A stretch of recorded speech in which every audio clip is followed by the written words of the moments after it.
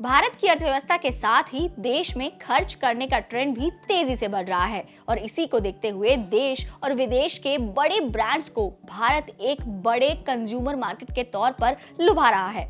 खासकर कोरोना के बाद से लोगों ने अपने शौक, ट्रैवल और लग्जरी चीजों पर ज्यादा खर्च करना शुरू कर दिया है। इसके साथ ही देश में अमीरों की संख्या में भी काफी इजाफा हुआ है। गोल्डमैन सैक्स की एक रिपोर्ट में भी यही सामने आया है, जिसके मुताबिक फिलहाल भारत में 6 करोड़ भारतीय सालाना 10,000 अमेरिकी डॉलर से ज्यादा की कमाई कर रहे हैं। इस रिपोर्ट में उम्मीद जताई गई है कि इतनी कमाई करने वालों की संख्या 10 करोड़ के करीब पहुंच सकती है। वहीं रिपोर्ट में कहा गया है कि 2027 तक समृद्ध भारत में करीब 10 करोड़ ग्राहक हो जाएंगे और लोगों की कमाई बढ़ने से उनके खर्च करने के तरीकों में भी बदलाव दिखेगा। इन्हीं सब चीजों को देखते हुए जिन बड़े और लग्जरी ब्रांड्स ने कभी भारत से दूरी बना रखी थी, उन्हें अब भारत एक बड़ा बाजार नजर आ रहा है। इसका जीता जागता एग्जांपल एप्पल के स्टोर्स आप मान सकते हैं। कंपनी ने मुंबई और दिल्ली में अपनी रिटेल आउटलेट खोली। इसके साथ ही इटालियन लग्जरी फैशन के पावर हाउस ब्रांड बल्गरी ने इंडियन मेंस के लिए एक कड़ा लॉन्च किया है, जिसकी कीमत 12 लाख रुपए है।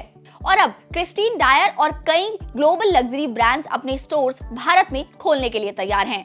लेकिन क्या आपने सोचा है कि अचानक भारतीय अमीर कैसे हो रहे हैं?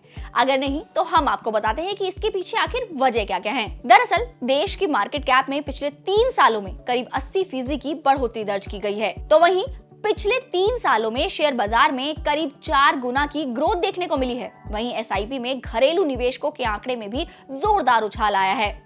इसके अलावा अगर बात सोने की करें तो भारत में हमेशा से लोगों का रुझान गोल्ड की तरफ बढ़ा है और 2020 से लेकर 23 तक इसकी कीमतों में जबरदस्त तेजी आई है। ऐसे में इसी अवधि के दौरान सोने की कीमतों में करीब 65% का इजाफा देखने को मिला है और देश में FY19 से लेकर FY23 तक प्रॉपर्टी के दामों में भी 30% की बढ़त देखने को मिली है। वहीं जैसा कि हमने आपको पहले भी कहा कि अब लोग अपने ट्रैवल, ऑनलाइन शॉपिंग और फूड जैसी चीजों पर खुलकर पैसा खर्च करने लगे हैं और इस स्पेंडिंग में डिजिटलीकरण का बड़ा हाथ है।